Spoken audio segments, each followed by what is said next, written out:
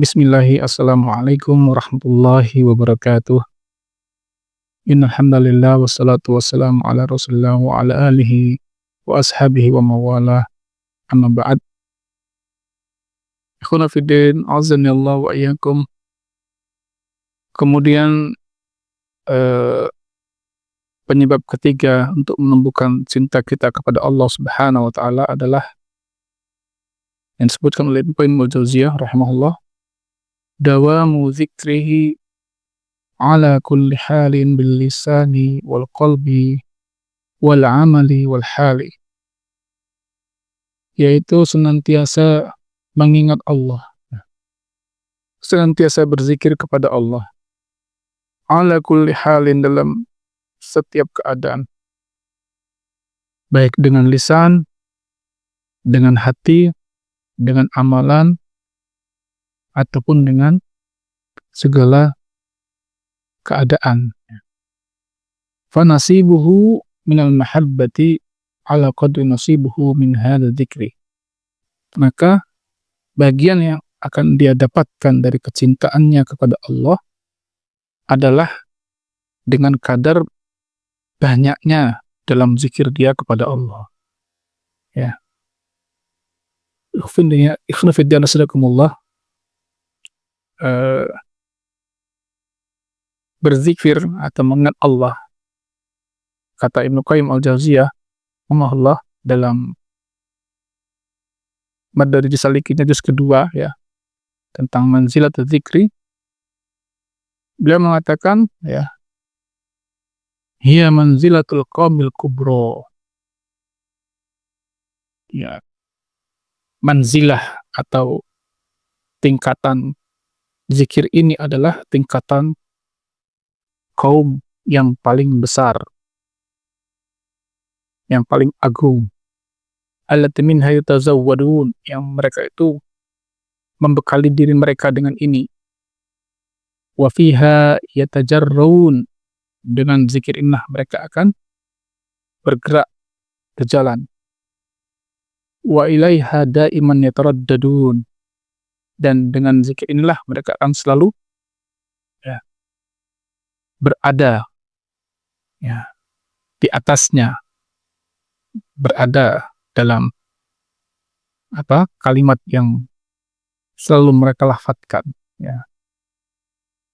Berzikir kepada Allah, kalau di sini kata Ibnu Qayyim kan adalah bil lisani wal qalbi wal amali wal hal.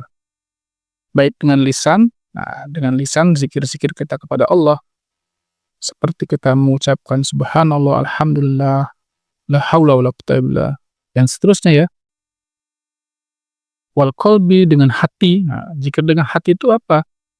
Maksudnya walaupun kita sedang diam pun sebenarnya hati kita sedang mengingat Allah, ya. Tidak kosong dari Allah, gitu. Ya kan? Kemudian wal amali, dengan amalan. Maksudnya apa? Ya, semua amalan kita itu adalah mengandung unsur zikir, gitu loh. Karena hakikatnya kan sholat kita itu adalah zikir, ya. Seperti Allah firmankan di surah Ali Imran 190, 191 dan seterusnya, kan, alladzina yadhkurunallaha qiyaman wa qu'udan wa 'ala junubihim. Itu orang-orang yang selalu mengingat Allah baik ketika berdiri, duduk ataupun berbaring. Ini zikir. Nanti para ulama menafsirkan maksudnya adalah sholat. Amalan kita itu semuanya adalah mengandung zikir, gitu, ya. Ngajar kita pun, misalnya seorang guru, Pak, hakikatnya kita sedang berzikir kepada Allah, mengingat Allah, ya kan. Anda lagi dagang, itu hakikatnya Anda sedang berzikir, mengingat Allah, mengingat keagungan Allah, mengingat Allah Sang Ar-Razzaq, pemberi rezeki, ya kan. Masuk pasar, keluar pasar selalu terjaga, baca doa, karena pasar itu kan tempatnya syaitan. Wal hali, dalam setiap keadaan. Nah, jadi kita tuh nggak bengong, gitu loh, nggak domblong, ya. Alangkah banyaknya hari ini kita melihat orang-orang yang kosong hatinya, pikirannya, jiwanya, ya.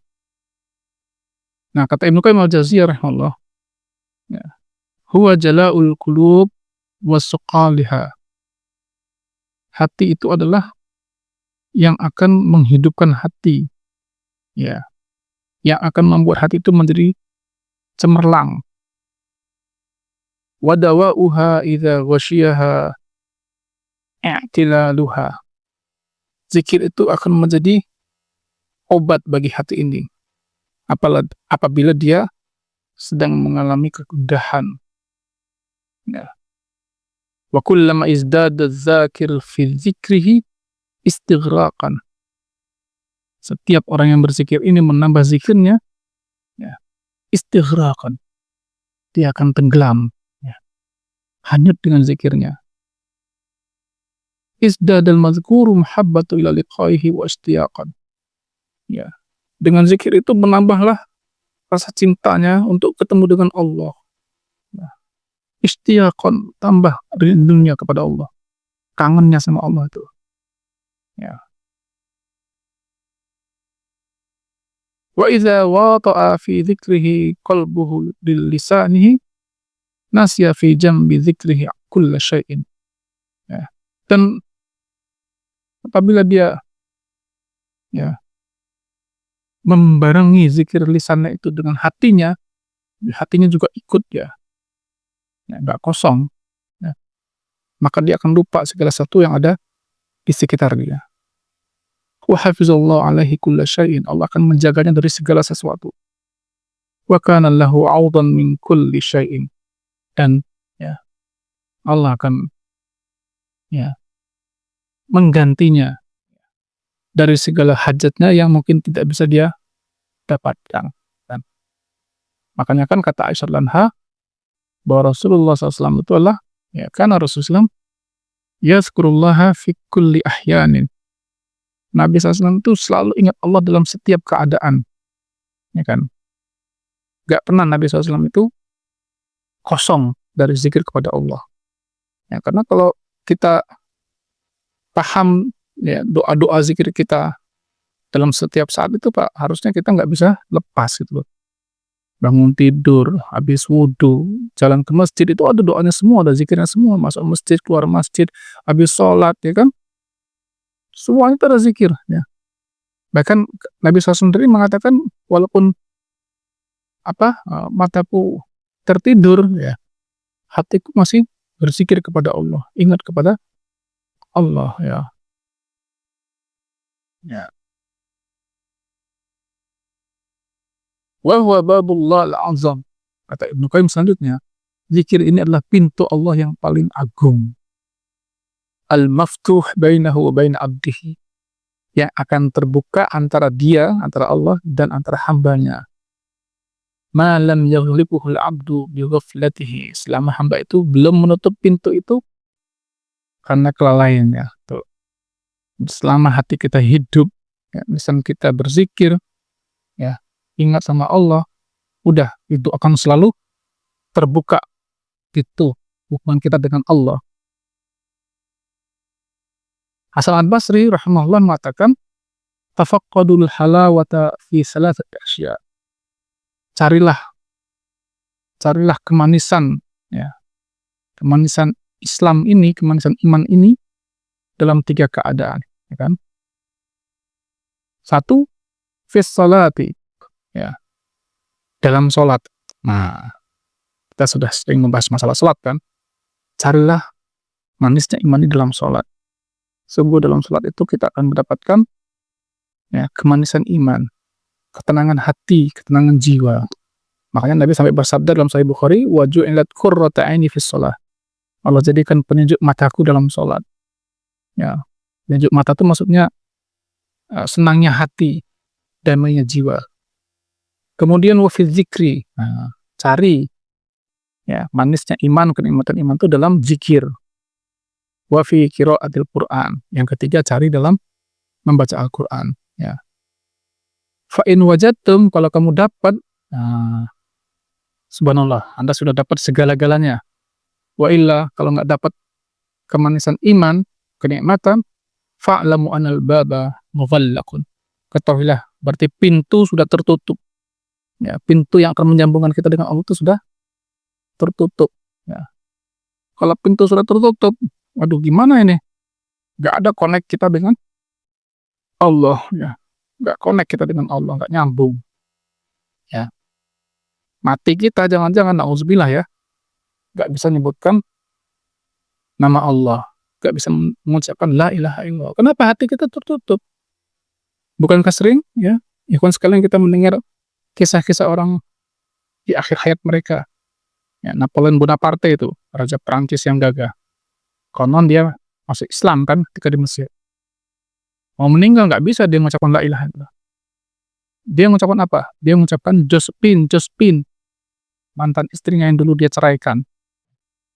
Nggak bisa mengucapkan la ilaha illallah. Kenapa? Yang ada di dalam pikirannya, di dalam hatinya itu loh Josephine itu, ya. Ada orang yang mau meninggal disuruh mengucapkan la ilaha illallah, dia hanya mengucapkan star, ya, ya kan? Karena di dalam otaknya itu hanya ada catur, ya. Karena itu adalah jiwanya, catur itu udah jadi jiwanya, ya.